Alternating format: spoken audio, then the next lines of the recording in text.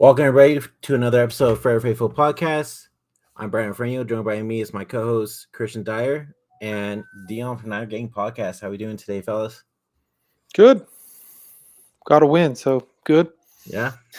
Anybody A expect lot it? better after a damn win, man. Took forever. I didn't expect it. I mean, I did. None of us did. I don't think anybody Yeah. right Brandon here did. expected a Brandon damn did. Brandon had some freaking, optimism. I Almost kid you A little not. bit. The weird thing is I was on a Spaces like a couple hours before the game, and something inside of me was like, "Watch this game. I think we're gonna win." And I was like, cautiously optimistic, but then I was like, "No, I don't know." And sure enough, again, he found a way to make Sean McVay his bitch. Yep. Yeah. I went into the game just like, all right, I'm just going to watch the game. I'm going to watch football. I love football. Mhm. I'm going to watch the game. Mhm. Not going to get angry. I'm just going to watch it. That's exactly what I did. But this time we won. Even my friends from my neighbor across the street, well, because I was over at their house before the game started, and they're like, "Yeah, man, there's nothing to look forward to." I'm like, "Bro, how you gonna give up that easy?" I mean, there could be possible because we already owned the Rams, right? I'm like, it's the fucking Rams. We're crying out loud, right? I think And Jimmy's undefeated against him. I don't know they how. are. No, He is. Jimmy is. Yeah, Yeah, he's he never is. He's lost. never to the lost Rams. to the Rams. Nope. I don't know how, dude. No. I don't know how, dude. It's funny because they're all week. You heard, oh, you better be ready for the Rams D. Oh, freaking be ready for Odell Beckham, dude. We didn't see Odell Beckham after what the first series of the Rams offense. Am I right? Well, I I was think he never played the the second thing. series after the second interception. Yeah. The reason I never was afraid of Odell Beckham Jr. was because he never built a rapport with Stafford. He's been there a week. If Mhm. they had previously played together, then yes, I'm afraid they have a connection. But you're not going to just take out Odell. You're not going to let Robert Woods go down, put in Odell Beckham Jr. It's going to be just a seamless transition. There was no way for them to be able to do so. Why? Because OBJ still has to learn the playbook. He still has to understand the terminology. He has to build a rapport with Matthew Stafford. All these things come into play when you're a new receiver in a new place. Don't get me wrong. I'm pretty sure he's happy that he in LA, with all the bright lights. Well, he lives out there. Stars. He has a house. So yeah, so I mean that's cool. But at the end of the day, what made me laugh was Von Miller's love for the Bay. Like at his post game press conference, man, he was like, "Man, I love being in the Bay. Bay has always been good to me." Blah blah blah. I'm like, bro, it makes it sound like you want to cover 49 or something, man. What's Right? going on, Ron? Would you not want to play opposite of Fred Warner. Nick Bosa right now if you're Von Or Miller? Nick Bosa. Would you not want to? I mean, if you're Yeah, Von I Miller, mean, you're you like, could, dude, I'm could getting get towards some the facts. I'm getting older. I'm getting towards the end of my career. I still want to get some sacks. Yeah. Put me with the man that takes double teams like left and right, and I can go eat. Mm-hmm. Not that he's Very going to good. come here, but I mean, he's probably like, man, I want to go play with that kid. Oh, yeah. Yeah, it's true. Well, so let me ask you guys this. I want to start off the show with this. Do you think having Jimmy Ward back boosted up the confidence of the defense? It sure as hell did. I It think so, definitely too. did. Look, man, the first interception was a gimme. If Dub Mhm. dropped that pick, I would have been on fire. Because I was looking like, okay, when I saw Matthew Stafford just load up like that, I was like, that's going to be an interception. I don't even need to see it. Like, I know it's going to be an interception because you're heaving it and pretty to have – you got to have that guy. You got to have a D-Hop type dude Mhm. in the middle of all that to catch that ball. And while I respect OBJ, he's not a dude. He was nowhere near Yeah. the ball anyway. Yeah, he was nowhere near the ball. Matthew even came out and said, like, I expected him to keep going. So that's Yeah. why I did what I did. But, I mean, you get that. And then did you hear what Jimmy Ward said post-game? Mm-hmm. I'm Mhm. looking You want me for to- it. I'm going to pay back for that hit. I mean, Yep. that just, Yep. hey, man. And that, what it had been like 3 years since Jimmy Ward had a damn interception. Like, I can say that maybe the defense got a little excited because he's probably what's going on, one of the Melissa? closer. He's What's one up, of the Melissa? closer things we have to a leader. with not having a lot of leadership, he's one of the few we Mhm. probably have that's close enough to a leader. So with him being back, probably helped.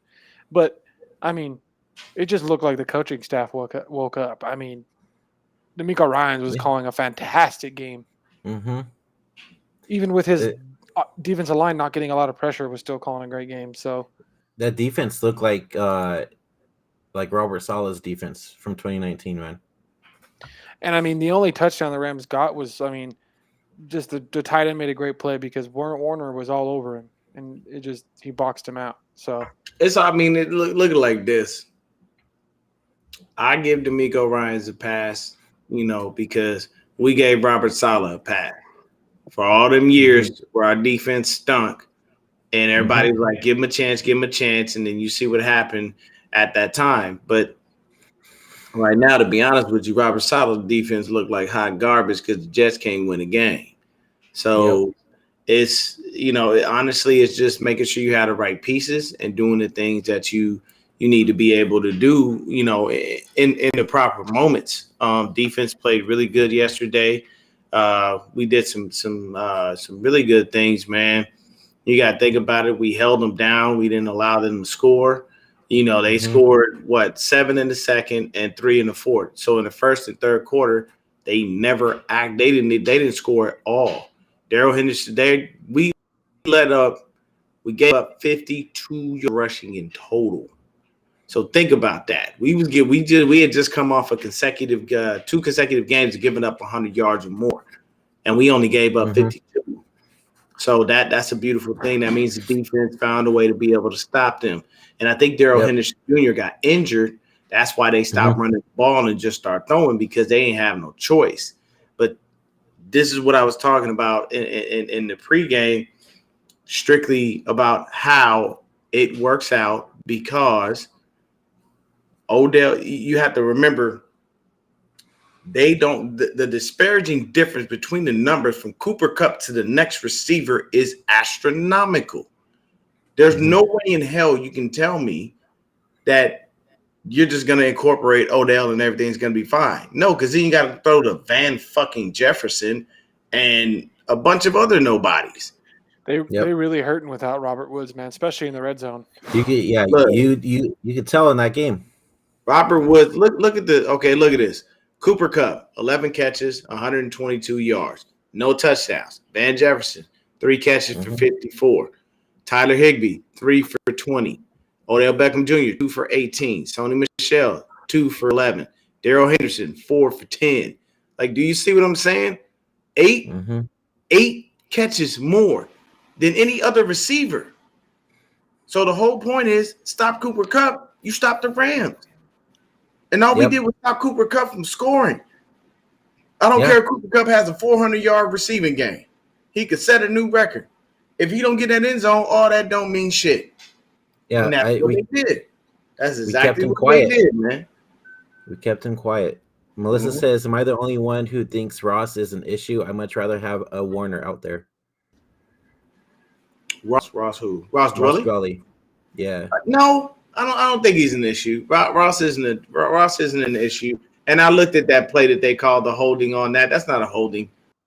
He just blocked the shit out of dude, man. And here's the thing. It's weird because when you look at the numbers from Cooper Kupp to even Robert Woods, it was really, really huge. But that shows you how much one guy can mean to an offense, especially when he's that dude, because he gives you the option to be able to do different things and able to target someone else. Van Jefferson obviously is trash. And all these other receivers that they had are garbage. I mean, Woods is their only possession receiver, and that's the kind of receiver you need in the red zone. He's their hands guy with the great strong hands, and get open and make a good catch in the red zone. They didn't have that. Like Cooper Kupp can get open and run some routes, but as soon as they get in the red zone, I mean, you can shut him down because he doesn't have space to work. Exactly. And that's what Robert Woods is good at. He can work in small amount of space, and it really hurt them not having him out there. He's a big part of their offense. Yeah. Oh, I kind of want. Let's talk about freaking Jimmy Ward's little pick 6 that he had too. That his second interception, man. That guy came in and he went off. And that was perfect timing. I hope yeah. I hope they're up in the floodgates to some interceptions because I think every game we've had an interception we've now won. Mm-hmm. Yeah, it was Each game where we've timing. actually had one. Yeah, that interception too was just basically him being in there causing the problem, like causing that mix up, man. You know, and there were a couple of situations where things did and didn't work out when it came to us trying to go for things. Like Josh Norman, sir, I'm gonna tell you right now, you do not have hops. You've never had hops. Don't try to pick balls off like that ever again in your life, sir. You do not have springs in your legs to get up and go get that. I know we were winning, and it looked good, but it looked bad because when they showed you were nowhere near that damn ball. You ain't got the hops to do that, Josh. Calm down, sir. Calm down. He thought he was Asante Samuel Sr., them hops. Oh, he was like... For real. He jumped up and it was like... y'all seen me? I tried. I did. I was up there, whatnot, and everybody was like, I was happy with the play because even though he didn't get the ball, he forced the receiver out of bounds by his positioning and being there. Yeah. So even though he jumped early and couldn't get to the ball, I was 100% happy with the play he made there because he didn't give Stafford or the receiver any chance to make that play. So to address Melissa's comment there, you can go ahead and put. Give me a sec. Sorry about that. I had ESPN on another tab. You don't have to pay Ross a lot. Mm-hmm. So you keep him if you need him. He blocks well. Round tight end. Yeah, he blocks well, and you know what I'm saying he's actually a good receiving tight end. So I mean, you can pay him, and he already knows the system, and it makes life easy. You can play him at fullback, you can play him at tight end. You know, he does his job. You know, I mean, I don't see a real big deal with him. Not a negative thing, but man, let's flip to the other side of the ball. Yeah, I'm gonna ask y'all first because I got something to say, but I want y'all to. How did y'all feel about Mr. Garoppolo's performance? I thought he did good. I thought he looked like the 2019 Jimmy we saw when the run game works. And he didn't have to do much again because our run game worked on Monday night. I don't know. What do you think, Christian? The first thing I'm going to say is that I saw the most hilarious thing today on Twitter when people were saying Jimmy played good and somebody said, the haters are going to say he's just a game manager. That's exactly what the motherfucker did. Manage the game. That's how we win freaking ball games with Jimmy at quarterback. He manages the game. Yeah. You make him throw less than 20 times. Don't make freaking have him throw throws where he can possibly have it picked off and only throw to open windows and hope that he throws it accurately enough in the game to complete the pass. It's exactly what he did. He game managed to his ability this time. But and it's nice. He threw a couple accurate balls that worked. Like he hit Debo enough in stride on that fourth down for him to make a touchdown. Dude, I couldn't believe. Were you guys like, what the hell are they doing on 4th and 6? No, I knew why they were doing it because the way the defense was playing. That's why. I totally understood it. Kyle's like, we're nothing to lose with the season we've been having, and just said, hey, let's try to end it. But for me, there was a couple like decently accurate throws, and then some where I'm just like, they were like the one to Kittle, for the touchdown. It's like Kittle made a good play. It's like it's a good thing that when we saw those videos of Trey and practice with Trey and Jimmy throwing to Kittle, and Kittle was going up and getting those really high ones from Jimmy. Hey, that practice paid off on that one.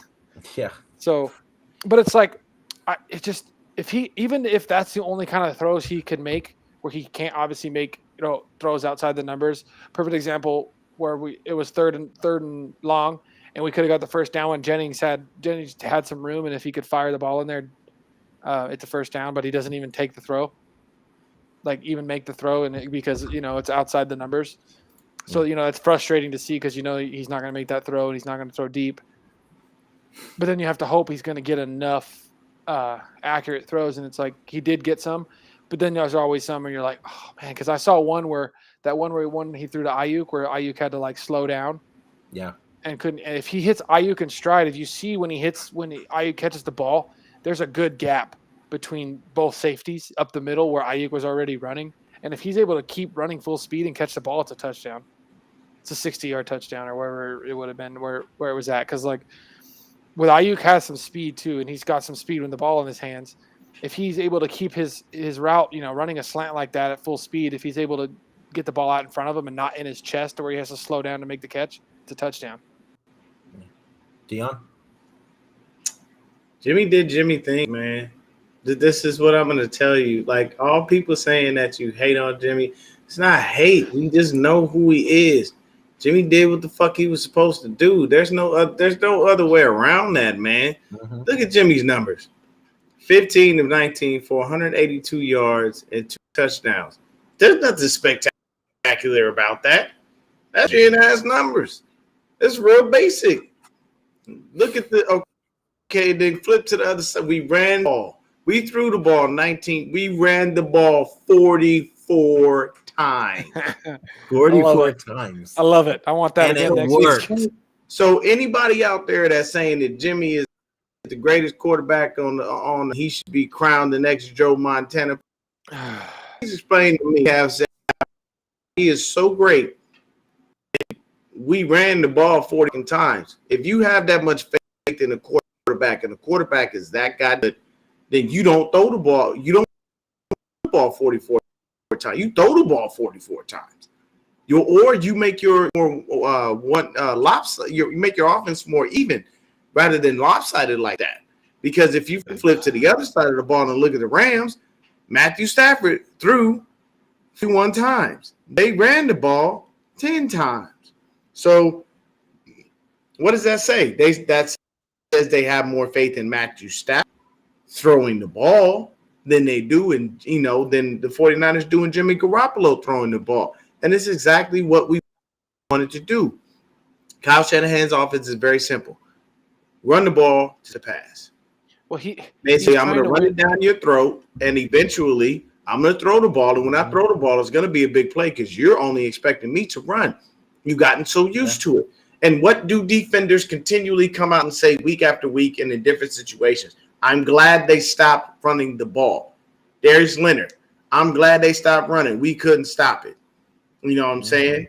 In the Super Bowl, Tyrann Mathieu, I'm glad they stopped running. We couldn't stop it. In previous games this season, I'm glad they stopped running. That's the whole point of it. So you go ahead and you continue to do that. I think that we had an injury to Elijah Mitchell. I think he's got like a broken finger or something like that.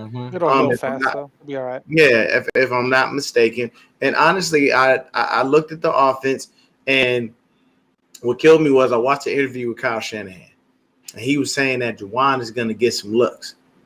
Well, Jimmy, you fucked that up. I don't know how many times he threw to Juwan Jennings, and he threw well behind him. There were several balls. If he puts the ball in the right spot, Juwan can make a play.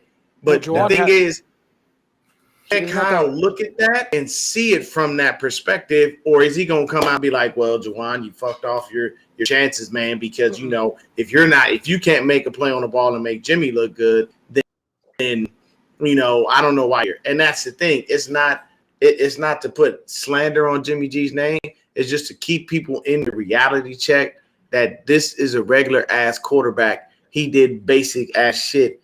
Don't make him out to be some spectacular dude. Did he play well yesterday? Yes. But his standards are here. Yeah, but his standards are low. If you have a quarter, tell you the truth, his numbers and what he did, Trey could have did that easily. Oh, very simple. Yeah. Real easily. Trey would have thrown more accurately. It's not that hard. In certain spots. Because the two, the one when you talk about Jennings, there's two I know. There's the one where I saw Jennings open on the out route that he just didn't throw the ball. And there's the one across the middle where Jennings had a step or two on the corner and Jimmy throws it behind him and the corner gets his hand on the ball because Jennings trying to reach behind him, and that's not his fault when the corner's right there when he's got two steps. That Jimmy puts it a foot in front of him, he can reach out and make a grab and possibly keep running because of the step or two that he had. And that's the whole And, point. like, You hit your receiver in stride. You don't I mean, throw the Jimmy ball always- behind him, because how many times has Debo had to torque his body and contort his body in different ways to be able to go back, get the ball, and make Jimmy look good? And then everybody's like, "Oh my gosh, that was an amazing catch." It's like, yeah, but that was a shitty ball. When we first had that fourth down touchdown, I was thinking, oh wait, well, did Jimmy just hit him in stride? Mm-hmm. And I thought that was going to be the case. And when they showed the replay, I was like, oh, he kind of threw it into his chest, and Debo just was able to keep his speed and make a good catch. I'm thinking, all right, well, that was Jimmy hitting him in stride. And when you look at it, Debo's kind of like this, making the catch, but keeping his freaking speed, where, you know, you want it to be out here with his arms stretched out, continuing to run, and he's catching it in here, and I'm like, okay, Debo just made a great play, and he's so fast that he got around everybody. But I'm thinking, when I first saw the play in like real time, I was like, oh, Jimmy had to hit him in stride, and then they showed it again. I'm like, Debo just made a good play. Yeah. Yeah, and I mean, look at that. 27 carries by Elijah Mitchell for 91 yards. He averaged 3.1 yards per carry, which 3.4 yards per carry, which isn't great, but it's not horrible. Debo had 5 for 36, 7.2 yards a carry and a TD. Jeff Wilson Jr., 10 for 28, only had 2.8 yards per carry. But the thing is, the runs, even though minimal, looking at the percentages, were perfect because it ate up the clock. Yep. Continual. It did. That's why the drive defense after played so drive, good. man. Like I'm trying to find our clock. You know how you The make your defense the look Rams, good? You have 11-minute drives and let them freaking sit and rest. yeah, the Rams had the lowest percentage of possession of time in the first time. That's what they were saying last Past night. 20 I think years. they had, or the past 20 years. T.O. It was like what, 15? Yeah, TOP was for the game was 39 minutes and 3 seconds 49ers, 20 minutes and 50 seconds for the Rams. So we had the ball 15 minutes longer than the Rams did. And that's just running those plays and that defense into the ground. And all the defenders were there, and they were saying, well, how does that make you feel? And they're like, shit, we get to rest, man. I can drink some water. I can drink some Gatorade. I can kick back. I don't have to worry about getting on the field right away. And the cool thing is, made it a point to keep trying to score. And I'm happy he did that, because I hate when he takes his foot off the gas. Yeah. You can't do that against teams, man. We did in the Super Bowl. And you definitely can't do So he did in the Super Bowl. But what showed last night was, see, these last two games, Matthew Stafford, 2 interceptions in the first half. He's never done that in his career. Now, what people don't realize, this is what I said at the beginning of the season. You'll see it if it continues. Matthew Stafford is a loser. I mean that in a negative way. That's what his record states. He's a loser. He comes from losing. He never won in Detroit. And he damn sure didn't win no playoff games in Detroit. Colin Kaepernick got a better playoff record than Stafford. He got a better playoff record than half the damn backs in the league right now. But that's what I'm saying. It's people look at him like, oh man, you know, they got Stafford, they're Super Bowl. No, they're not. They got this bye week to sit there, get healthy, and start to build a rapport between OBJ and Matthew Stafford. And I'm 100% sure these two fools are probably out throwing the ball around to each other, and, you know, throwing and catching, because they need to build that connection with Robert Woods being out. But that's the whole point of it. I keep telling people, because when the bright lights are on, Matthew Stafford never performs. You're not going to see him come out and show up and show out. You'll see him fling the ball around. He's got a little bit of a gunslinger mentality, but unfortunately, he comes from losing. It's hard to break that, even if you are a great player. Perfect example. Look at Steven Jackson for the Rams. Steven Jackson ran all over the place, made all that damn money, had the nerve to get on national television. And when they asked him why he went to the Falcons, he said he got tired of losing. It took you 8 years to figure out you wasn't going nowhere with the Rams and that they was trash, that organization. It took you all that money you were making to make a decision. They weren't going to pay you hefty again like they did before, and you were on the back into your career. You had already had 8 years. They had ran all the trails. The wires were showing you were sparks when you was running down the road, and they knew it was time to go ahead and put you out the pasture and move forward. So when it comes to Matthew Stafford, that's not the exact same case, but it's a situation of him being a great player, but you don't know how to win. Mm-hmm. Yeah. I saw all over Twitter today too how they were saying like, Matthew Stafford came from the Lions, right, and went to the Rams, but that doesn't change anything. Stafford's still the same quarterback. I just think McVay's offense needs a good running back, which they don't have. Yep. And as soon as Cam Akers went down, it was over. Yeah, his whole offense is based off a good running back. So it's like we can blame Stafford to a point, but you got to think to the offense that Stafford's in. They want to throw it, sling it around, but they want to throw it off. They want to throw it around off the run, and they don't have a run game right now. So that's kind of why. Yeah. He's a baby Shanahan, man. That's what he is. We all know that. And Kyle always punks him. He always shows him he's gonna always forever be a little brother. And we got them 2 more times this year. So we're gonna go to LA and get an ass. And then we play them the last game of the season, if I'm not mistaken. So we play, I think we played 3 times because we got 17 games, and they made that last game. I believe it's an interdivision game. Is it? No, it's against the Bengals. Yeah. Yeah, I thought it was the Bengals. The Bengals. Let me look. Maybe I'm tripping. After Hennessy, there, boy. It's the Rams. It's the Rams on January. Yeah, 9th. It is the Rams. It's the Rams. Yes, sir. Did they change it? No, it's always been that. Yeah. So we play. Okay, so our next few games are the Jags, the Vikings, and we got to play the Seahawks in their house. We got to go to Cincinnati, and we good there because we got a little spot in Youngstown, Ohio. We kick it. Then we got to play the Falcons. Then we got to go to the Titans. And then we got to play the Texans at home. And then we got to play the Rams. We only play the Rams one more time, though. Yeah, one more time. I thought we played them 3 times. I didn't know the day. Yeah, so the Bengals, the Bengals was the added 17th. Bengals was the added game. Yeah. Honestly, I want to say we can win a bunch of those games.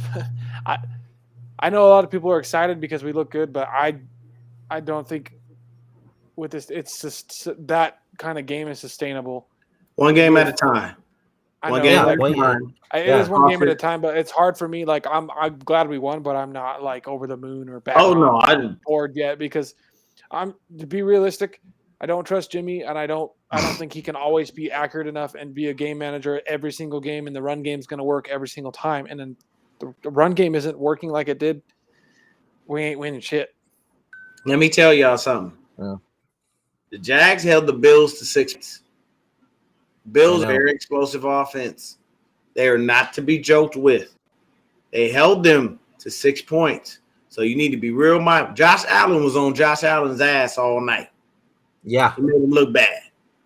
He was. The reason that game was so bad, though, is their pass rush to Jacksonville. At least that game was just it was on point. The place. And see me, to be honest with you, years ago when we was going to draft Nick Bosa, I wanted Josh Allen. I didn't want Nick Bosa. I know people made fun of me and talked about me, and you're stupid. Why wouldn't you want the best pass rusher, this, that, and third? And I said, I want Josh Allen. They said, why? I said, because he's going to consistently be on the field. Oh, yeah. Josh Allen ain't never been injured. He ain't missed no games. To be fair, Bosa's was a freak injury on the worst turf in all of football, not even NFL, just all of football. But it was an injury nonetheless. And yeah, some people are it's unfortunate. Now, luckily, he came back this year and he's balling and he's doing well. I think he's already at 8 sacks. If he's not getting chokeholds. Dude, yeah. he's bro. Dude, Let's get into that. He's an bro. Unreal I'm watching the game. Literally, this is exactly what the lineman has around Nick Bosa's neck. And I'm looking at the ref like you looking dead at that. You not about to pull the flag out your pocket. Dude, when they didn't bro. call that mugging, when they didn't call the mugging in the Super Bowl, I just figured, okay, I'm never going to be able to expect Like this. us to win to get any holding calls. Yes, look at that. He damn near choked him out. Come on, that bro. Unbelievable, okay. dude.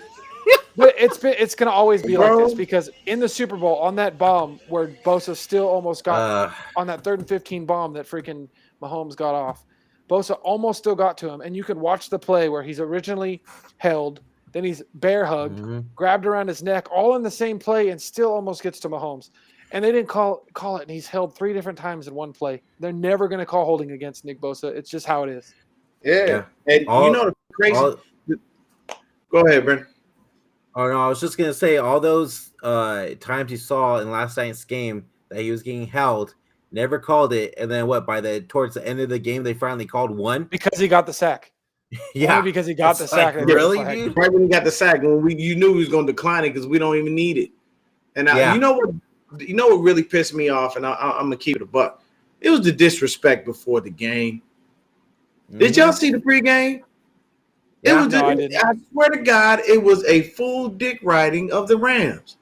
Look at Cooper Kupp and Matthew Stafford. Oh, let me go interview. Let me put Randy Moss to interview Cooper Kupp, and then let me have Randy Moss interview OBJ. And then, we're gonna talk about Cooper Kupp and his dad and bad ball and all this stuff. Bro, what the fuck? We at home. They had Steve Young interview Matthew Stafford. What are you doing?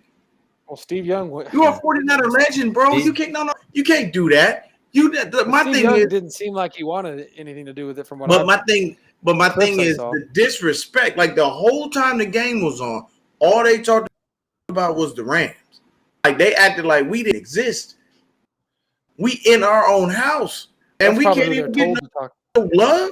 We don't. First of all, we never the refs in our own house, and on TV, all you did was dick ride the Rams the whole night. I was sitting there. I understand we winning, but I low key, I'm a little upset. The fact that y'all just sat here in our house and disrespected us like this. To be fair, after the performance against the Cardinals, we fucking deserved it. We lost to a bunch of scrubs and Colt fucking McCoy who looked like fucking garbage, freaking got taken out, burned, freaking made into garbage again and burned again against the freaking Panthers, and we lost to them. I don't care what nobody say. I gotta personally clap it up for Cam Newton. Congratulations, brother. Yeah, glad you're home. Glad you're doing doing what you do, baby. I'm glad because he let everybody in Arizona know I'm back. I hope they come back in the Panthers win the Super Bowl with Cam Newton. That's what I wanted to happen. Yo, can we just talk about this real quick? The pancakes they were given. We'll see what. Oh, look dude, at this. George Kittle pancaked the shit out of Von Miller. He had and Juke came and gave him a little chip right there before it. 41. That pancake on Vine was hard. Mitchell. Fucking juice. Battle at the line. We'll see what. Jesus. That was beautiful. That was beautiful. You know, Von Miller's probably thinking, oh, yeah, Kittle's a good tight end, but I'm used to Kelsey. Kelsey don't even touch me. You know, and then he's like, you know, because he played in the same division as Kelsey. So he's like, oh, okay. Going against Kittle, you going against a whole other animal. That is a whole other animal. Kittle was a grown-ass man, dog. He a grown-ass man. Some of these other players, I don't think realize that Kittle enjoys blocking like that than he does catching the ball. He really does, bro. Like, remember the Falcons game last year? Got up laughing. They caught that dude laughing. He was dying. Like, he landed on the field just in a rage, man, happy as hell. And you got to remember, man, when you have somebody – but this is what I tell people all the time. Kittle's father was an offensive lineman. That's in him. Mm-hmm. It's real easy. You don't have to worry about that. He even said it in college. Man, I was blocking primarily. I wasn't pass catching. You know what I'm saying? So that was beautiful, man. The defense, they did their damn thing, man. I'm very proud of all of those guys, you know, and for me. The defense needed that one. Yeah, they did. They really did. After what they went through last week, man. I told you guys last week also, I was like, you think the defense is going to bounce back and want revenge? I mean, to be fair, sure enough, They've taken so much shit this year, and there's been so many plenty of times in this season that they've given the offense an opportunity to win, and the offense just fucking. Yeah, Jimmy didn't give them anything, and everybody but that goes back to why I stated you can't give Jimmy a dub on this one. When you run the ball 44 goddamn times, that ain't Jimmy Garoppolo because he ain't running shit. He's just out there handing the ball off. Anybody that understands football can tell that that's a game plan to win regardless of your quarterback. Yeah. That's what that game plan was. I mean, anybody that understands how football works and a game plan works, that is trying to win regardless of how bad your quarterback is and making sure that you don't lose because of your quarterback. That's exactly what that game plan was. You're masking his deficiencies. Yeah, you're like, and you're making sure he doesn't cost us the game by throwing some stupid bonehead interception. Yeah. Like he likes to do. Kyle didn't give him any opportunity to do that. I still say Trey Lance could have did that and more. He was only going to have the ball thrown 19 times. Trey Lance could have went out there and did that. Because at one point, I remember somebody saying, one of the commentators going, do you think Trey Lance gets in the game? And then they had a shot of him, and all he had on was a beanie. I was like, yeah, he ain't getting in the game. If he done took that helmet off, he ain't going in that game. Kyle done told him already, don't worry about this young kid. I mean, I would have liked to see him in the garbage time. I would have too, honestly. Because I think they're worried about the knee. Nah, I think Kyle's being extra cautious. I think what it is Kyle is just saying, I'm gonna hold this young kid out until I can't no more. I honestly feel like if he would have came out and fucked this game off, that would have been the end of him. And I think Kyle make sure he's doing everything he can to make sure that he pushes that. Because who is it? The first person I heard say this was Jason DePonte. Shout out Jason DePonte and the Spread Right Option podcast. Jason said the minute Trey Lance is on the field, the clock starts on Kyle. Because you went all this time with this shitty-ass record when anybody else, any other head coach would have been fired by now. Everybody knows that. But you always say, your excuse is, I never had my guy. And you can't say that that's not your issue because you went shopping in the store in the offseason, okay? For a quarterback. You went to, the proverbial Gucci, Versace. You went to Louis Vuitton. Hell, you even hit Armani Exchange. You know what I'm saying? And then you went to the Dollar Tree. You even went to the 99-cent store trying to get Sam Darnold. And he got I don't care what anybody says. He straight up started a coup with Aaron Rodgers. There's a reason why what's his name? Their head coach was so mad at Kyle, and there was a huge thing. It wasn't just he was talking to Aaron. You got to remember, Aaron's wanted out of Green Bay. Aaron wants to come home and play for his childhood team. The Niners needed a quarterback. He probably hit up Kyle and said, "Get me here." Kyle said, "Okay, give me a sec," and it didn't work. And then Matt hung the phone up floor on was his pissed. ass. He called. He was like, "Hey man, and I heard Aaron on the markets. Who is this Kyle? Yeah, click. Nobody got time for that shit. Aaron ain't going. No. At the end of the day, Aaron on the contract, he gonna get his ass on this goddamn field. He ain't going nowhere. We ain't losing no games putting Jordan Love out there because I can tell you right now, they have no faith in Jordan Love. None at all. No, they don't. No, they don't at all. You know how they know they had faith in Aaron Rodgers? Because they came and told Brett Favre, who greatest Packer quarterback of all time, it's going to be an open competition between you and Aaron Rodgers. And Brett Favre was like, if it's a competition, I don't need to be here. It's just how it works. Yeah. So at the end, they ain't got no faith in Jordan Love, and he obviously ain't progressing well. Why? Because he looked like shit when he was out there playing. So I wanted to say this though, because I was watching the Manning cast because it's more fun. I didn't even get to hear them really, man. I got some real good insight too, dude. So they had Phil Mickelson on, right? And they were talking because Phil, they were talking, making fun of Phil because he was, they had some footage of him throwing the football. And oh god, that's probably horrible. The Niners were out. No, he's not bad. Though he's got a decent throw. But it's funny, the Niners were out, right? And on offense, and freaking Peyton Manning goes, he's like, Phil, you could play quarterback for the 49ers right now. So you're telling me, bro, dude, nobody respects Jimmy as a quarterback, dude. Like, yeah, Peyton's making that joke, but that joke is from seated, like, dude, this guy freaking sucks. Because you got to remember, Disgrace to man, our position. Peyton Manning, I always say this, Peyton Manning is the greatest regular season quarterback of all time. Mm-hmm.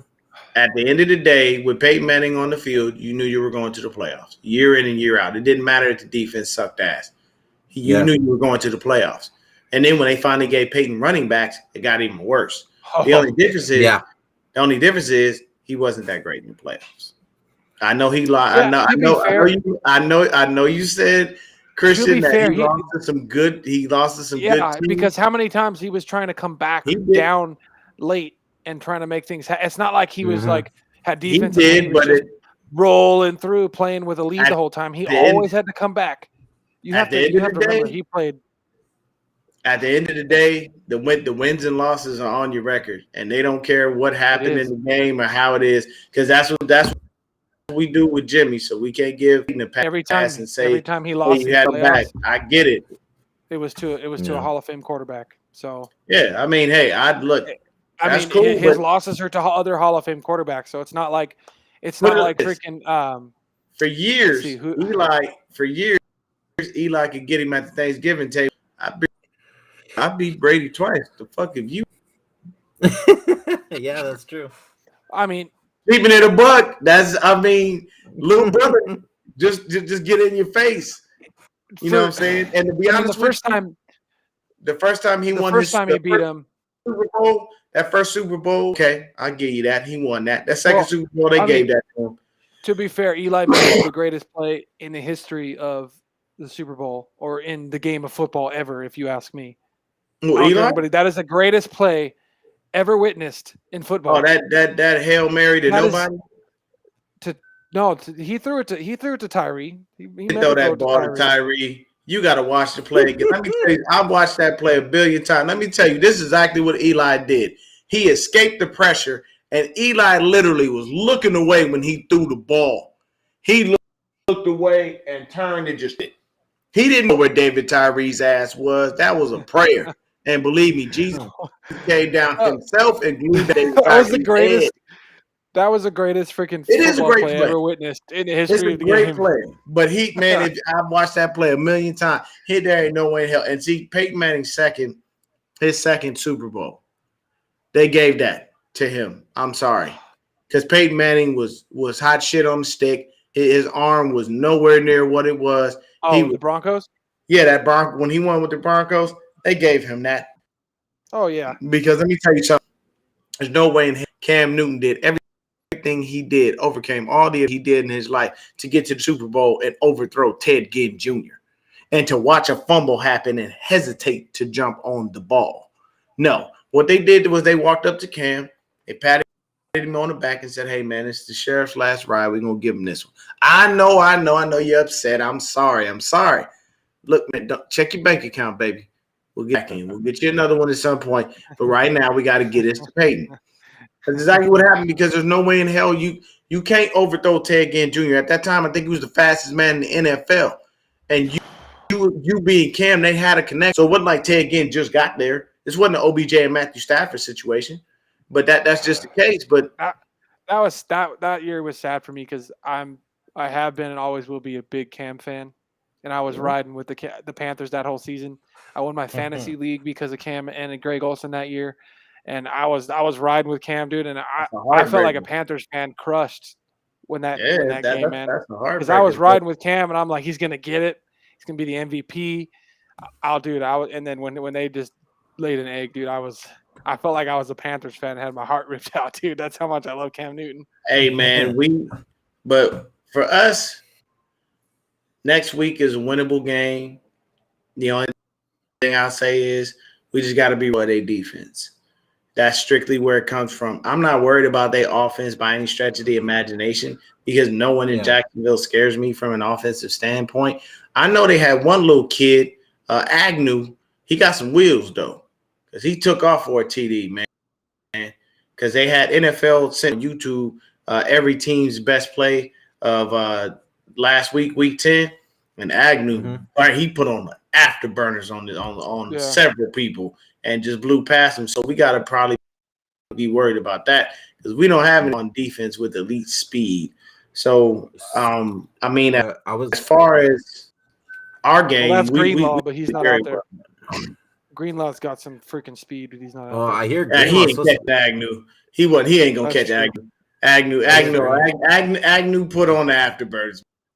Man, I've seen people run before. He wouldn't get. I want to hope that the defense is like playing, freaking, just playing free. Well, I can't think of the word. But I just saw, like, I'm trying to say, like, I hope that the defense comes out like and just playing super hard. Yeah, lights out. Playing so good, so good on Monday night, getting some turnovers, and I just hope they come playing like. I was just going to ask you guys too. I was going to say is do we see the momentum carry over to Jacksonville? That's what I'm hoping for the defense, because getting some turnovers, which we've really struggled, I'm hoping it's going to lead to some more turnovers this next game. Playing a rookie quarterback, playing a struggling team, I'm hoping the defense is just going to pin their ears back and be like, all right, guys, let's go win this. Let's go win this regardless of the offense today, because we've been playing good, but we have not had enough turnovers and not, we've hardly given our offense a short field all season. Let's go and make some things happen, because like that's probably could be the difference when you think about it in the games that were close when the defense played well that we lost, because it's not, we weren't getting any turnovers or any short fields. We have had hardly any short fields all season, even with the turnovers. Yep. That I want to see them, be like, all right, well, we got some, let's go and get some more, and kind of play off of the fact that we got some and go get some more, because it's been absolutely terrible all season until this past game. So I want to see something change in them with trying to get some turnovers. Yeah, I hope that this does carry over, and I think it will, strictly based on the fact that even though people will come out in public and say things that they have to say because it's the right, PR thing to say for public relations. We all know the Jacks suck. Come on now. Like, I have yet to see a player when they're retired not openly state that a team sucks. You know what I'm saying? Rodney Harrison is a prime culprit. He'll tell you somebody suck. Donnie Whitner will tell you, like, the Jags are trash. They shouldn't have an issue with them. You know what I'm saying? So, like I said, the Jags defense is what scares me. Their offense poses no threat. Like, we should be able on defense to eat them alive. They have a really shitty O-line, and they don't really have any receivers. Marvin Jones Jr., God bless his soul, he went over there. I thought he was going to follow Matthew Stafford over to L.A., which would have made more sense because he would have been a really good connection. They have a really good connection. He would have cost a hell of a lot less than OBJ. Yeah. So I would have rather have him than OBJ. Exactly. Like, you got to think about it. If I put Marvin Jones Jr. on the field, Cooper Kupp, and Robert Woods went down, I'm not worried. You know why? Because all Marvin Jones Jr. is doing is learning my system. Matthew Stafford knows how to throw him the ball. They built a rapport. But at the end of the day, man, I do believe this will carry over into the next game, and I will see, what happens. Low key, it bothers me because I am a pretty big fan of Josh Allen, and my UCLA guy Miles Jack is over there, and I love me some Miles Jack, man. So hopefully they don't do too well. Man. Oh yeah, I've been a UCLA fan since day one. That was my uncle. Yeah, but hey, I'm gonna tell you right now, don't say nothing about NCAA basketball, baby. Oh yeah, you guys are there. Finally, it's taken some years. It took forever. It took forever, but last year was beautiful. You know what I'm saying? Yeah. So at the end of the day, we will get that. We'll carry that over. And also too is do we continue to go back to a regular scheme and run the damn ball? Hope so. I mean, the whole. I mean, all of the offense wants to. Yeah. Like when Kittle was talking about, like, how happy they were to run the ball. Like, that's what they want to do. Yeah. They want to run the ball. But they also want to run the ball because they don't want Jimmy throwing the ball. They don't want to freaking Jimmy to throw the ball 40 times and then get hospital balls and knock the fuck out over the middle. So also too. I mean, I feel like. Do you guys think John York's presence this past week had something to do with the way they played as well? it might have had the way Kyle called the Oh, yeah. game. Yeah, I think so too. I think what happened with John York did. See, I've been complaining about this because I don't like it. I feel like we got a bunch of soft ass players. Everybody's like, well, you don't need people to yell at you to get things across to you, and that doesn't really yield tangible results. Because we live in, I'm just gonna come out and say we live in a bitch ass era. Like we got some real soft ass people out here, man. Like somebody tell you ugly, and you go home and really feel ugly about yourself, bro. The oldest saying in the book is sticks and stones may break my bones, but it will never hurt me. I ain't never allowed how somebody else feel to really destroy my goddamn day that bad, especially for somebody I don't know. I don't even know you, and you got something to say. You know what I do? I just keep on pushing. I ignore you. You know why? Because I'm gonna let you go ahead and have fun talking to you. I don't have time for that. So I think what happened with York was he came in and said, okay, my son don't know how to drop his nuts, but I for damn sure do. And I guarantee you, he talked to everybody and was like, look, man, we putting bad product on the field. I'm sorry. At the end of the day, let me keep it a buck with y'all. You guys are all right, and you're not tradable at this point. I'm not making money off of you. I need asses in the seats, and right now, y'all are determined coming to the games. I was on the Twitter Spaces, and somebody was a few years ago. They were selling their season tickets for $250 a pop, and now they can barely get them to go for $50. So that tells you if the team sucks, like you can't sell out that stadium. That means that the vendors don't get paid. That means that the people working the stands don't get paid. All of ain't nobody buying jerseys, shit like that. All kinds of things come into play with this. And at the end of the day, that's your product. That's your money. You get a piece of the action, and the players do too. But he probably came in, gave him a little speech, and was like, "Look, get out there and put me, do something right." Because I'm telling you right now, I ain't having this. And I guarantee you had to pull Kyle to the side and look at him and go, I don't give a damn that your last name is Shanahan. You better start putting some wins on the board or your last name is going to be unfucking employed. I don't care about paying you. Like, you got to think about it from that standpoint. Yeah. Honestly, like, the players have shown so many signs that they're kind of sick of the way things are going, though. Like, it really, to me, it feels like they want Lance in. But, I mean, you see the comment from Kittle about Jimmy getting him the ball on that touchdown, and it wasn't a really like happy comment. His body language and his tone was kind of like, "Oh yeah, at least he got me the ball and I was able to make a play on it." Like thank God, he didn't, another hospital ball because he had to go up and get it. So Kittle's like, "Yeah, at least he got it to where I could make a play on it," but he didn't seem all too happy. Like he's kind of, even though Jimmy's his friend, and he's seeming like he's over it. So if Kittle's ready to move on, that tells you something. You know what they said? They asked him really quick. They said, "Are you going to text Jimmy about it?" He said, "No, I don't need to text him. I got him in a locker room, and I was able to talk to him." Jimmy's a bad friend. Kittle texts you and he call you, and you like, okay, have you seen no answer on the 49ers YouTube where they do the little Toyota thing with Keanu Martin, and they say, "Who can you call?" I guarantee you, Kittle called Jimmy, his ass won't pick up. Yeah. Talanoa Hufanga actually called. He was the latest one. He actually called Troy Polamalu, and Troy picked up.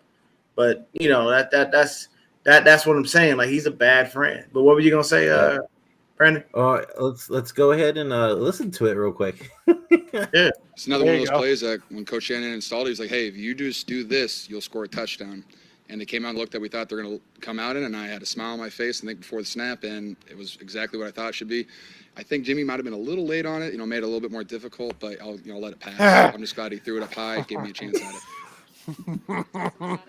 it. His body language changed real quick. Like, oh shit, make sure I say this the right way. That's blatant right there. Him Twitch saying, "I don't like that." His twitch, like he's like trying not to get mad and like trying to make sure he says the right thing. He was like, I think he was kind of behind on that. I think it was bad. I had to go up and get it, and he could have got me really. He could have got me hurt again. And then there was something else. Oh, let me say this real quick, Brennan. Yeah, go And ahead. the way Kittle first starts this, where like he's talking about like Kyle's like if it like how it's there and you should be able to do it, just kind of sounds like what we heard Kyle was telling Jimmy in Chicago, and it was just being reiterated by, and it kind of tells us it might have been true because of what the way Kittle had originally had started that to answer that question. Mhm. Like it's not that hard. You can freaking do this. Kittle's going to be open, type of thing, and then he still almost makes the pass incomplete, but Kittle makes amazing play. Can we talk about this real quick? Yeah, What, Debo? it's fucking great. The Dude. NFL changed their cover photo to freaking Debo. That's because it's impossible not to love Debo, man. He's got such a good personality. Hey, clap it up for Debo. That chain, bro. Chain's Yes, sick. sir. Let's go. That's it. Hey, there's no way not to love this young man. He is balling in ways you can't imagine. He has been a fantastic job for us this year. And Debo is rewriting the standard on what it takes to be a number one receiver. I don't need to be 6'4", 220, and I don't need to have, these ridiculous stats. I just need to be the number one receiver for my team, doing what my coach needs me to do and getting the ball and making plays. That's what I need to be doing. I don't need to be what your definition is. I need to be me. And Debo has been balling all season, and he pretty much is setting the standard. If you want me to give you a comparison, he's baby T.O. His yak is T.O. status yak. Yeah. His running your ass over and running through tackles is T.O. status. Yeah. He just probably can't go up and high point the ball like T.O. could. Oh no, that T.O. was on another level with that one, baby. Yeah, but like we all know that one. The yak and the breaking tackles and running fools over, that's all T.O. Debo Samuel has 54 catches for 979 yards. He has 18.1 yards per catch. The man has 5 TDs. When it comes to running the ball, right there. When it comes to running the ball, Debo Samuel has 2 TDs. So the man has 7 total touchdowns, and he's already got 1,000 yards receiving. And right now, currently, he only has 58 yards rushing, but you want him to have more receiving yards than rushing anyway. How close is he to Cup now? Cup, let me see where Cup went, because Cup still got another 100 yards. Yeah. So but a lot of those were garbage yards. To be fair, it was in garbage time. It was, but I mean, hey, he still got them, and I think the yards. He's still the top receiver in the league right now. I was just hoping they were going to give one more pass to Debo, let him get us 3 yards, and Kyle wouldn't draw it up.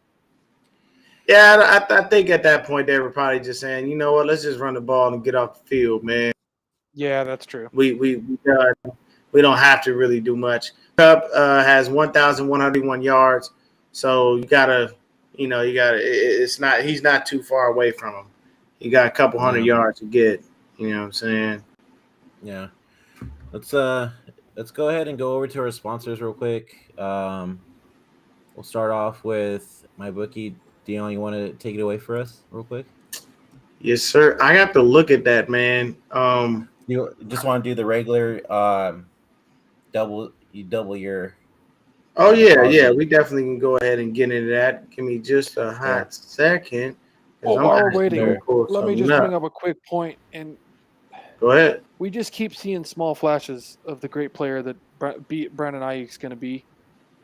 Oh yeah. Every single time I see him touch the ball, I'm like, just get us a freaking viable quarterback that can make some throws, and the kid's gonna freaking just annihilate. Yeah. Everybody. I mean, he bounced. Did you see him bounce off those 3 dudes? So excited. Yes.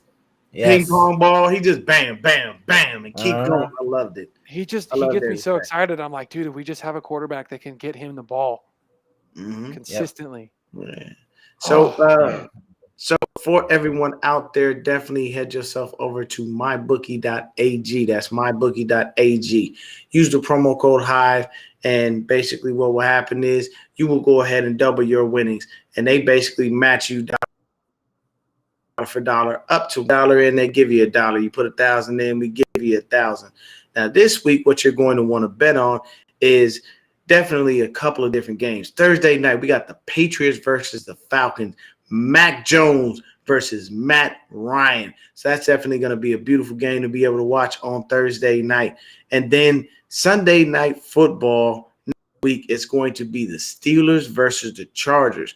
Both teams are on the outside looking in for the playoff race, and they definitely want to be able to make sure that they make it in. The Chargers are still well within their rights to be able to claim their division, even though Kansas City went ahead and put a beat down on the Raiders last week. And then on Monday football, you got the New York Football Giants rolling into Tampa Bay, or should I say Tampa Bay, to go ahead and face Tom Brady and the Buccaneers. You'll definitely want to make sure you bet on that game. So head over to mybookie.ag, use promo code HIVE to go ahead and get that bonus, and definitely keep doing it. And believe you me, you'll earn yourself some free money. Yes, sir. Thank you, Deon.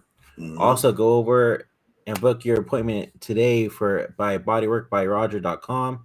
Book your appointment if you're from the Bay Area. You do great work. You'll be leaving there with a relaxed body. So once again, go over to bodyworkbyroger.com and book your appointment now. Appreciate you on that one.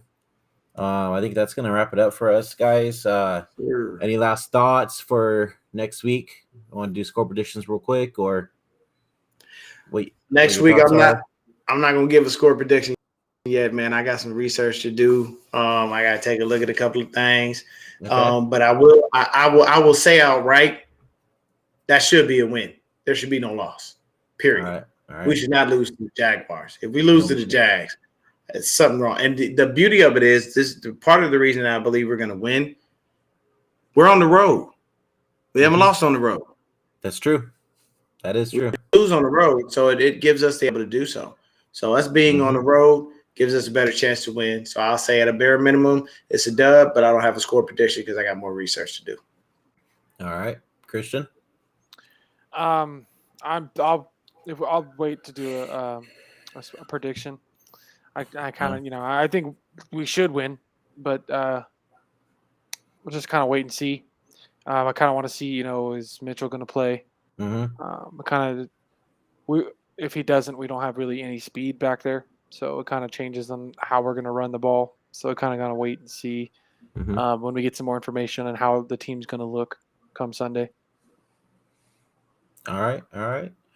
Well, thanks again for tuning in, guys. We appreciate it. Hit that like and subscribe button. Give us a follow on all social media platforms. Forever Faithful Podcasts. And we'll catch you for the preview game on this weekend against the Jaguars. Until then, peace. Go Niners. Peace. Go Niners, baby.